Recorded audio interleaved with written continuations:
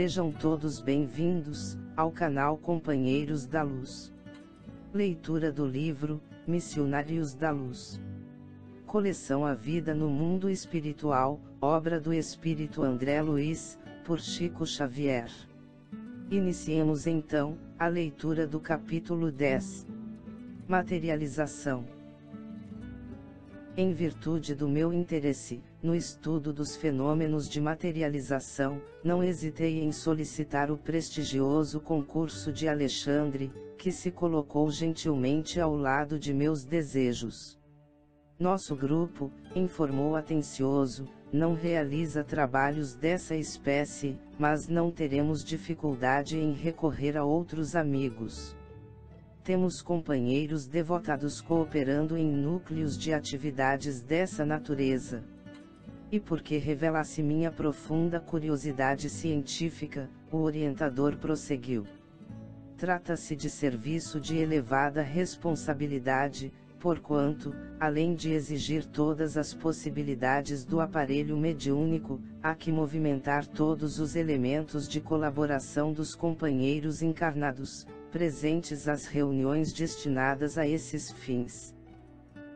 Se houvesse perfeita compreensão geral, respeito aos dons da vida, e se pudéssemos contar com valores morais espontâneos, e legitimamente consolidados no espírito coletivo, essas manifestações seriam as mais naturais possíveis, sem qualquer prejuízo para o médium e assistentes.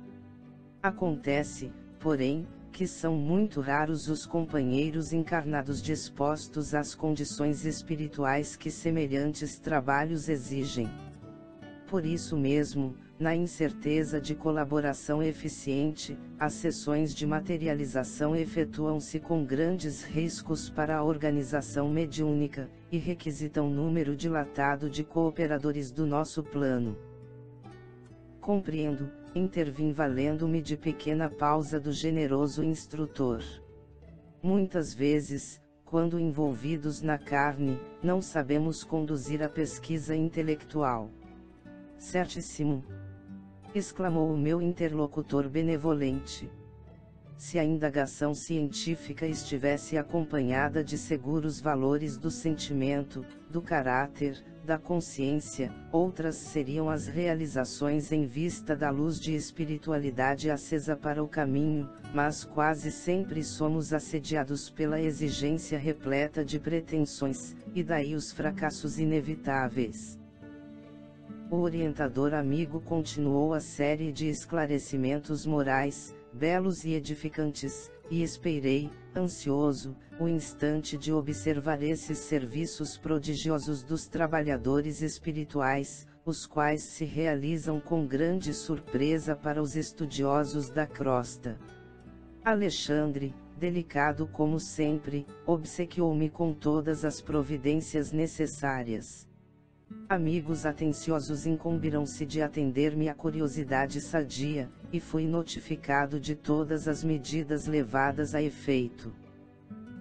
Na noite aprazada, Alexandre, que me proporcionava a satisfação de seguir-me de perto, conduziu-me à casa residencial, onde teria lugar uma assembleia diferente. A reunião seria iniciada às 21 horas, mas, com antecedência de 50 minutos, estávamos ambos, ali, na sala íntima, acolhedora e confortável, onde grande número de servidores do nosso plano iam e vinham.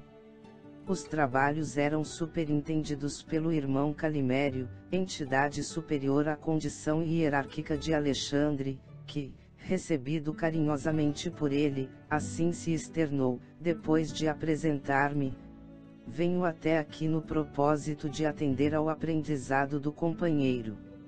André desejava inteirar-se quanto aos serviços de materialização e tomei a liberdade de apresentá-lo. Entretanto, não nos encontramos aqui, como simples observadores. Se possível, trabalharemos também. Alexandre, replicou Calimério muito gentil, evidenciando extrema delicadeza de trato, a tarefa é de todos nós. proporcione ao nosso novo amigo todos os valores de que possamos dispor, e desculpem-me se não posso assisti-los pessoalmente. A supervisão dos trabalhos da noite permanece a meu cargo, todavia, estejam à vontade. E fixando em mim os olhos muito lúcidos, acentuou: observar para realizar é serviço divino. Demandamos respeitosos o interior doméstico. Admiradíssimo, notei a enorme diferenciação do ambiente. Não havia, ali, como em outras reuniões a que assistira, a grande comunidade de sofredores às portas. A residência particular, onde se efetuariam os trabalhos, chegava a ser isolada por extenso cordão de trabalhadores de nosso plano, num círculo de 20 metros em derredor. Percebendo-me a estranheza, Alexandre explicou: aqui, é indispensável o máximo cuidado para que os princípios mentais de origem inferior, não afetem a saúde física dos colaboradores encarnados, nem a pureza do material indispensável aos processos fenomênicos. Em vista disso, torna-se imprescindível insular o núcleo de nossas atividades, defendendo-o contra o acesso de entidades menos dignas, através de fronteiras vibratórias. Observando a extensão dos cuidados postos em prática, perguntei: se é preciso tamanho zelo, no que se refere ao nosso campo de serviço, não se fará a mesma exigência aos companheiros encarnados, com a função de assistentes? Alexandre sorriu, compreendendo a sutileza de minha interrogação, e respondeu: todo o perigo desses trabalhos está na ausência de preparo dos nossos amigos da crosta, os quais, na maioria das vezes, alegando impositivos científicos, se furtam a corriqueiros princípios de elevação moral. Quando não se verifica o devido cuidado por parte deles, o fracasso pode assumir características terríveis, porque os irmãos que estabelecem as fronteiras vibratórias, no exterior do recinto, não podem impedir a entrada das entidades inferiores, absolutamente integradas com as suas vítimas terrenas. Há obsidiados que se sentem tão bem na companhia dos perseguidores, que imitam as mães terrestres agarradas aos filhos pequeninos, penetrando recintos consagrados a certos serviços, com que não se compadece ainda o espírito infantil. Quando os amigos menos avisados ingressam na tarefa em tais condições, as ameaças são verdadeiramente inquietantes. Então aqui, considerei, não devem entrar as vítimas do vampirismo. A rigor não deveriam entrar, falou o instrutor sorrindo, mesmo porque há outros centros onde podem ser socorridas, mas, algumas vezes, a caridade fraternal aconselha a tolerância, mesmo em ambientes como este. E após ligeira pausa, acentuou: por isso mesmo, as reuniões para serviços de materialização aparecem raramente, a homogeneidade, aqui, deve ser muito mais intensa. Consagra-se a maioria de nossas atividades ao esforço da caridade cristã. Neste ambiente, porém, limita-se o trabalho a certas demonstrações da sabedoria espiritual. Os homens, contudo, em sentido geral, não sabem por enquanto compreender a essência divina de tais demonstrações, e quase sempre, acorrem a elas com o raciocínio acima do sentimento. Pelas inquietudes da investigação, perdem muitas vezes os valores da cooperação, e os resultados são negativos. No dia, porém, em que conseguirem trazer o coração iluminado, receberão alegrias iguais àquela que desceu sobre os discípulos de Jesus, quando de portas cerradas, em sublime comunhão de amor e fé, receberam a visita do Mestre, perfeitamente materializado, depois da ressurreição, em casa humilde de Jerusalém, de conformidade com a narrativa dos Evangelhos. Em virtude de haver Alexandre entrado em silêncio, Por alguns instantes, intensifiquei as minhas observações. Surpreendido, notei o esforço de 20 entidades de nobre hierarquia que movimentavam o ar ambiente. Em seus gestos rítmicos, semelhavam-se a sacerdotes antigos que estivessem executando operações magnéticas de santificação interior do recinto. Atendendo-me ao espírito de pesquisa, Alexandre esclareceu: não se trata de hierofantes em gestos convencionais. Temos ali esclarecidos cooperadores do serviço, que preparam o ambiente, levando a efeito a ionização da atmosfera, combinando recursos para efeitos elétricos e magnéticos. Nos trabalhos deste teor, reclamam-se processos acelerados de materialização e desmaterialização da energia. As entidades manifestantes no campo visual de nossos amigos encarnados, quase sempre são criaturas eminentemente ligadas à crosta e aos seus planos de sensações, mas os organizadores legítimos da tarefa em curso, são verdadeiros e competentes orientadores dos planos espirituais, com grandes somas de conhecimento e responsabilidade. Não decorreram muitos instantes e alguns trabalhadores de nossa esfera compareceram, trazendo pequenos aparelhos que me pareceram instrumentos reduzidos, de grande potencial elétrico, em virtude dos raios que movimentaram em todas as direções. Minha curiosidade não tinha limites. Estes amigos, explicou o meu generoso instrutor, estão encarregados de operar a condensação do oxigênio em toda a casa. O ambiente para a materialização de entidade do plano invisível aos olhos dos homens, requer elevado teor de ozônio, e além disso, é indispensável semelhante operação, a fim de que todas as larvas e expressões microscópicas de atividade inferior sejam exterminadas. A relativa ozonização da paisagem interior é necessária como trabalho bactericida.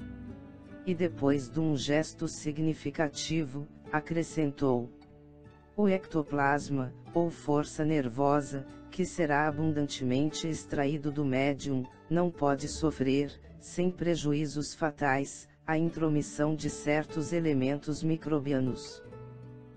Logo após reparei surpreendido, o trabalho de várias entidades que chegavam do exterior, trazendo extenso material luminoso. São recursos da natureza, informou-me o instrutor solícito, que os operários de nosso plano recolhem para o serviço. Trata-se de elementos das plantas e das águas, naturalmente invisíveis aos olhos dos homens, estruturados para reduzido número de vibrações. E serão aproveitados nos trabalhos da noite? Perguntei. Sim, esclareceu Alexandre paciente, serão mobilizados pela ação dos orientadores. Nesse instante, pessoas familiarizadas com a reunião penetraram a sala, tomando os lugares que lhes eram habituais. Estabeleceu-se entre os encarnados, ligeira conversação, na qual se comentavam os trabalhos levados a efeito anteriormente. Não se passaram muitos minutos e a jovem médium, afável e simpática, deu entrada no recinto, acompanhada por diversas entidades, dentre as quais se destacava um amigo de elevada condição, que parecia chefiar o grupo de servidores. Esse exercia considerável controle sobre a moça, que a ele se ligava através de finos fios de natureza magnética. Sentindo-me a insopitável curiosidade, o orientador esclareceu. O controlador mediúnico é o irmão Alencar, que também foi médico na Terra. Calimério é o dirigente legítimo, encarregado da supervisão dos trabalhos em nosso círculo. Como notasse minha estranheza, Alexandre reiterou. Alencar é orientador do aparelho mediúnico para as atividades de materialização propriamente ditas. Aproximemo-nos dele. Muito sensibilizado, recebi a saudação do novo amigo, que nos acolheu afetuosamente. Ser-nos-á muito útil a presença de ambos, disse-nos fixando meu instrutor em particular, porquanto necessitamos de colaboradores para o auxílio magnético ao organismo mediúnico. Estamos à sua disposição, acentuou Alexandre satisfeito, tomaremos lugar entre os seus assistentes. Alencar agradeceu num gesto expressivo de sincero contentamento. Entre os colaboradores figurava uma criatura muito querida ao meu orientador. Tratava-se de Verônica, que havia sido exímia enfermeira na crosta, e que me colocou à vontade, conversando amavelmente. Irmão Alexandre, disse ela, depois de rápidos momentos de palestra carinhosa, iniciemos o auxílio magnético. Precisamos incentivar os processos digestivos para que o aparelho mediúnico funcione sem obstáculos. Não tive ensejo para interpelações verbais. Alexandre, porém, endereçou-me significativo olhar, convidando-me a incentivar observações.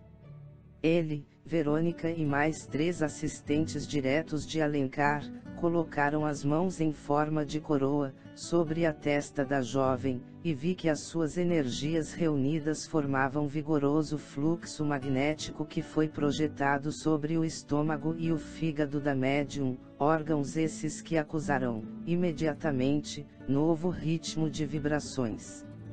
Concentrarão-se as forças emitidas, gradualmente, sobre o plexo solar, espalhando-se por todo o sistema nervoso vegetativo, e com espanto, observei que se acelerava o processo químico da digestão. As glândulas do estômago começaram a segregar pepsina e ácido clorídrico, em maior quantidade, transformando rapidamente o bolo alimentar. Admirado, reconheci a elevada produção de enzimas digestivas e vi que o pâncreas trabalhava ativamente, lançando grandes porções de tripsina, na parte inicial dos intestinos, que figuravam grande hospedaria de bacilos acidificantes. Valendo-me da oportunidade, analisei o fígado, que parecia sofrer especial influenciação, notando-lhe a condição de órgão intermediário, não somente com funções definidas na produção da bile, mas também exercendo importante papel nos fenômenos nutritivos, relacionado com a vida dos glóbulos do sangue. As células hepáticas esforçavam-se, apressadas, armazenando recursos da nutrição ao longo das veias interlobulares, que se assemelhavam a pequeninos canais de luz. Em poucos minutos, o estômago permanecia inteiramente livre. Agora, exclamou Verônica serviçal, preparemos o sistema nervoso para as saídas da força. Reparei na diferenciação dos fluxos magnéticos, diante da nova operação posta em prática. Separaram-se os assistentes de algum modo, e enquanto Alexandre projetava a energia que lhe era peculiar sobre a região do cérebro, Verônica e os companheiros lançavam os recursos que lhes eram próprios sobre todo o sistema nervoso central, encarregando-se cada um de determinada zona dos nervos cervicais, dorsais, lombares e sacros. As forças projetadas sobre a organização mediúnica efetuavam limpeza eficiente e enérgica, porquanto via, espantado, os resíduos escuros que lhes eram arrancados dos centros vitais. Sob o fluxo luminoso da mão direita de Alexandre, o cérebro da jovem alcançava brilho singular, como se fora espelho cristalino. Todas as glândulas mais importantes resplandeciam, à maneira de núcleos vigorosos, excitados por elementos sublimes. Debaixo da chuva de raios espirituais em que se encontrava, a médium deixava perceber o trabalho divino de que era objeto, na intimidade de todas as células orgânicas, que pareciam restaurar o equilíbrio elétrico.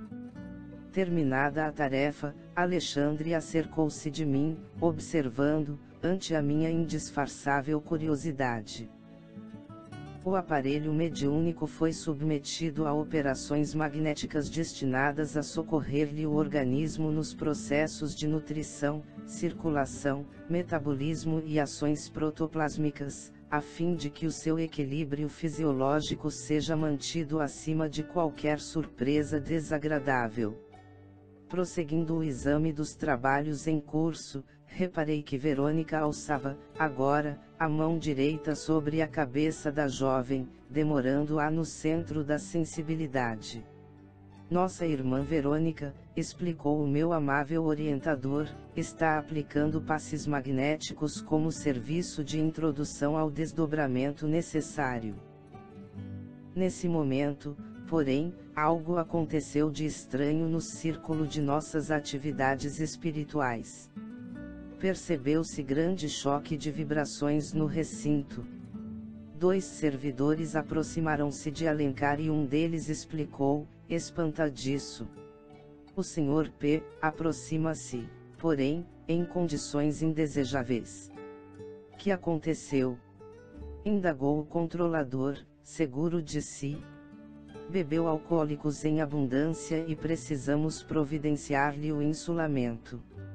O controlador esboçou um gesto de contrariedade e murmurou, encaminhando-se para a porta de entrada: "É muito grave. Neutralizemos a sua influenciação, sem perda de tempo." Alexandre convidou-me a observar o caso de mais perto. Em vista da estupefação que me tomava de assalto, esclareceu: "Nestes fenômenos, André, os fatores morais constituem elemento decisivo de organização. Não estamos diante de mecanismos de menor esforço, e sim, ante manifestações sagradas da vida, em que não se pode prescindir dos elementos superiores e da sintonia vibratória." Nesse instante, o Sr. P. transpunha a porta. Bem posto, evidenciando excelentes disposições, não parecia ameaçar o equilíbrio geral, mesmo porque não revelava, exteriormente, qualquer traço de embriaguez. Satisfazendo, porém, as determinações de Alencar, diversos operários dos serviços cercaram-no à pressa, como enfermeiros a se encarregarem de doente grave. Incapaz de guardar minha própria impressão, indaguei: "Que ocorre afinal? Esse homem parece calmo e normal." "Sim," elucidou Alexandre benevolente, "parecer não é tudo. A respiração dele, em semelhante estado, emite venenos. Noutro núcleo poderia ser tratado caridosamente, mas aqui, atendendo-se à função especializada do recinto, os princípios etílicos que exterioriza pelas narinas, boca e poros são eminentemente prejudiciais ao nosso trabalho. Como vemos, há necessidade de preparação moral para qualquer trato. A viciação em qualquer sentido, antes de tudo, deprime o viciado, mas perturba igualmente os outros." Recordei a função do álcool no organismo humano, mas bastou que a lembrança me aflorasse, de leve, para que o instrutor me esclarecesse, imediatamente: "Você compreende que as doses mínimas de álcool intensificam o processo digestivo e favorecem a diurese, mas o excesso é tóxico destruidor.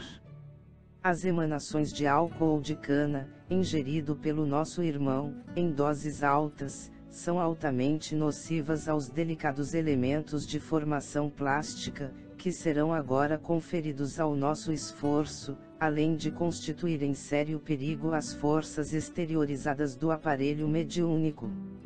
De fato, pouco a pouco se sentia, embora vagamente, o cheiro característico de fermentação alcoólica.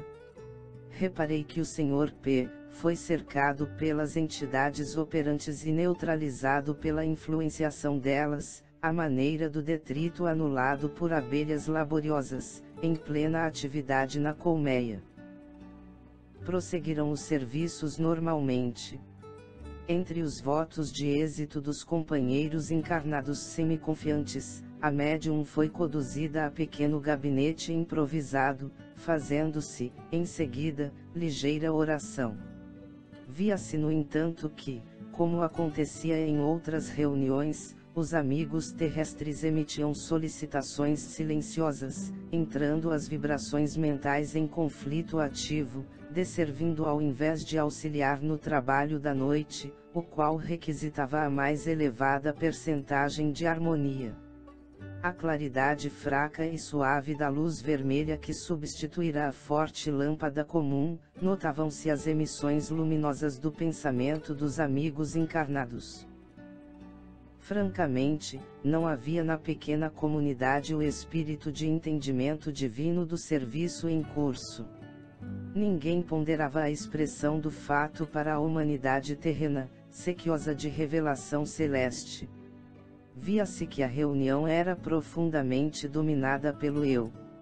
Enquanto uns exteriorizavam exigências, outros determinavam as criaturas desencarnadas, que deveriam comparecer nos fenômenos de materialização. Procurei, contudo, coibir minhas impressões de desagrado, porque todos os trabalhadores de grande elevação, no recinto, portavam-se calmamente, tratando os companheiros carnais com desvelado carinho, quais sábios em face de crianças queridas ao coração. Diversos servidores espirituais começaram a combinar as radiações magnéticas dos companheiros terrenos, a fim de constituírem material de cooperação, enquanto Calimério, projetando seu sublime potencial de energias sobre a médium, operava-lhe o desdobramento que durou alguns minutos. Verônica e outras amigas amparavam a jovem, parcialmente libertada dos veículos físicos, mas algo confusa e inquieta ao lado do corpo, já mergulhado em profundo transe. Em seguida notei que, sob a ação do nobre orientador da tarefa, se exteriorizava a força nervosa, à maneira de um fluxo abundante de neblina espessa e leitosa. Notando a perturbação vibratória do ambiente, em vista da atitude desaconselhável dos companheiros encarnados, disse Calimério ao controlador mediúnico: Alencar, é necessário extinguir o conflito de vibrações. Nossos amigos ignoram ainda como auxiliar-nos, harmonicamente, através das emissões mentais. É mais razoável se abstenham da concentração por agora. Diga-lhes que cantem ou façam música de outra natureza. Procure distrair-lhes a atenção deseducada. Alencar, porém, que se encontrava sob preocupações fortes, diante das múltiplas obrigações que deveria desempenhar no momento, pediu a colaboração de Alexandre, que se colocou à disposição dele, imediatamente. André, falou o meu orientador em tom grave, improvisemos a garganta ectoplásmica. Não podemos perder tempo. E identificando-me a inexperiência, acrescentou: não precisa inquietar-se. Bastará ajudar-me na mentalização das minúcias anatômicas do aparelho vocal. Estava atordoado, mas o instrutor considerou: a força nervosa do médium é matéria plástica e profundamente sensível às nossas criações mentais. Logo após, Alexandre tomou pequena quantidade daqueles eflúvios leitosos, que se exteriorizavam particularmente através da boca, narinas e ouvidos do aparelho mediúnico, e como se guardasse nas mãos reduzida quantidade de gesso fluido, começou a manipulá-lo, dando-me a impressão de estar completamente alheio ao ambiente, pensando, com absoluto domínio de si mesmo, sobre a criação do momento. Aos poucos vi formar-se, sob meus olhos atônitos, um delicado aparelho de fonação. No íntimo do esqueleto cartilaginoso, esculturado com perfeição na matéria ectoplásmica, organizavam-se os fios tenuíssimos das cordas vocais, elásticas e completas na fenda glótica, e em seguida, Alexandre experimentava emitir alguns sons, movimentando as cartilagens aritenoides. formara-se, ao influxo mental e sob a ação técnica de meu orientador, uma garganta irrepreensível. Com assombro, verifiquei que através do pequeno aparelho improvisado e com a cooperação dos sons de vozes humanas, guardados na sala, nossa voz era integralmente percebida por todos os encarnados presentes. Parecendo-me satisfeito com o êxito de seu trabalho, Alexandre falou pela garganta artificial, como quem utilizava um instrumento vocal humano. Meus amigos, a paz de Jesus seja convosco. Ajudem-nos, cantando. Façam música e evitem a concentração. Fez-se música no ambiente e vi que o irmão Alencar, depois de ligar-se profundamente à organização mediúnica, tomava forma, ali mesmo, ao lado da médium, sustentada por Calimério e assistida por numerosos trabalhadores. Aos poucos, valendo-se da força nervosa exteriorizada e de vários materiais fluídicos, extraídos no interior da casa, aliados a recursos da natureza, Alencar surgiu aos olhos dos encarnados, perfeitamente materializado.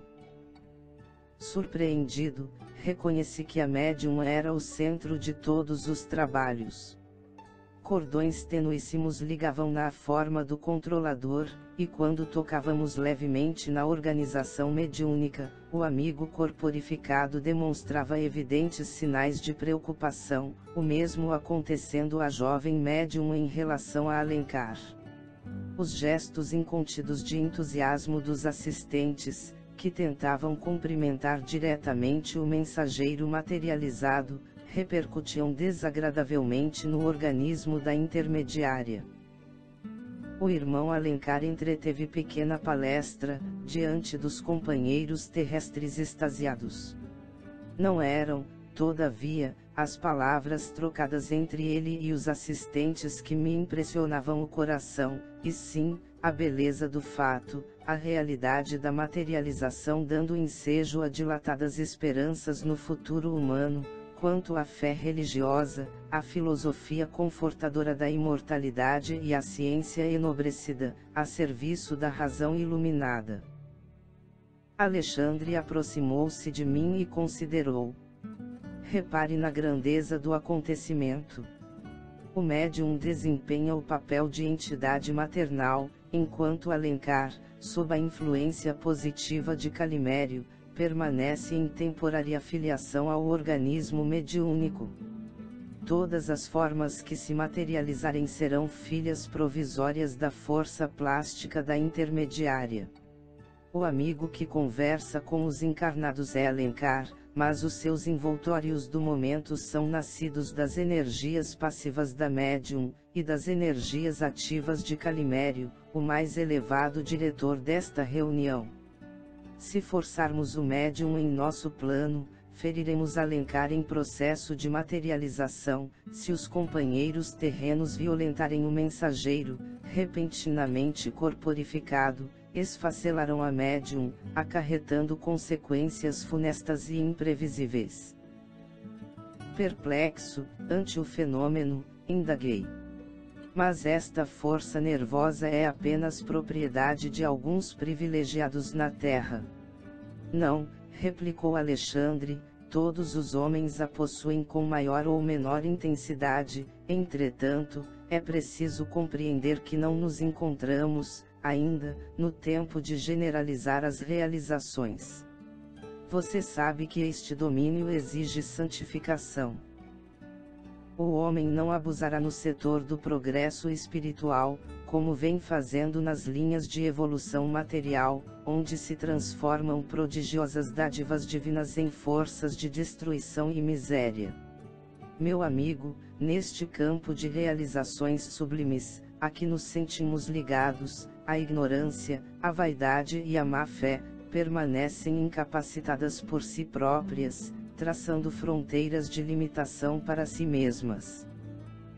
Impressionado com as maravilhas sob meus olhos, notei que, ao apelo de Alencar e com o concurso generoso de Calimério, materializaram-se mãos e flores, à maneira de mensagens afetuosas para os assistentes da reunião.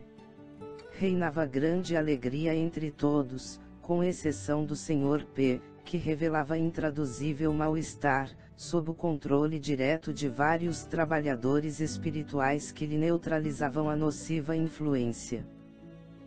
Depois de maravilhosos minutos de serviço e júbilo, com significativas demonstrações de agradecimento a Deus, terminaram os trabalhos da noite, cooperando todos nós para que a médium fosse perfeitamente reintegrada no seu patrimônio psicofísico.